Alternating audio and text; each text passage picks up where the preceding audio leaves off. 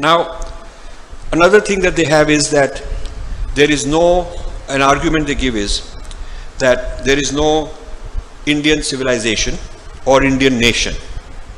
That's a point they often make. The British created a nation state, it didn't exist. Now, I argue back by saying you have to look at words like Sanskriti. Sanskriti is our civilization.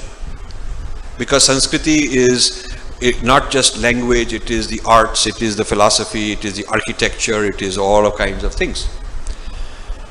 And the response they are giving is that Sanskriti must be a new word, it did not really exist. Now I need insiders to tell me whether Sanskriti or something like it existed, because one of the arguments I'm having is they're saying the word Sanskriti or a word similar to it did not exist.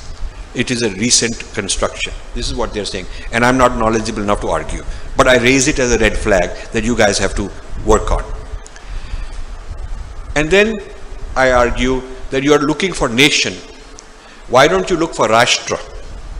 Why don't you look for Rashtra?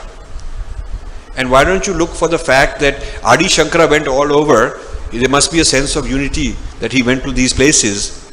Before that, we have Shakti Peethams. Before that, we have Kumbh Mela. The earliest Kumbh Mela recorded in the Akhada. The Akhadas are the sadhu groups that own and organize the Kumbh Mela.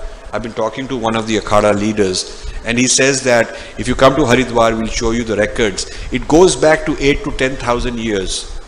And the reason you know the date is because they cite the nakshatras, the state of the sky. And software can tell you how old a particular date was when the nakshatra was a certain way. Software, modern software can tell you that. So by that you can date that certainly 8,000 years, some evidence up to 10,000 years back from today, Kumbh Mela was happening. And it records, their Akhada records show who came, from where they came, who was the leader of this Akhada, that Akhada.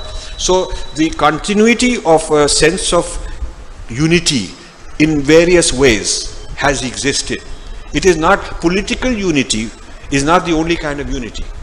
Political unity, whether there was one tax-paying, tax-collecting king and he had an army and he had customs and immigration and he was protecting his boundary with the military, that's one kind of civilization and one kind of nation state.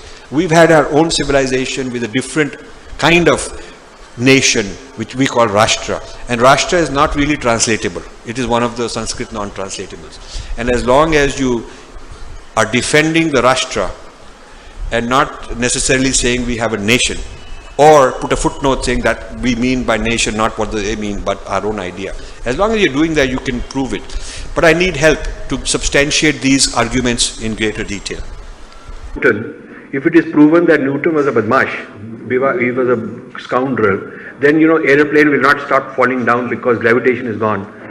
The nature of reality is independent of how somebody is understanding it.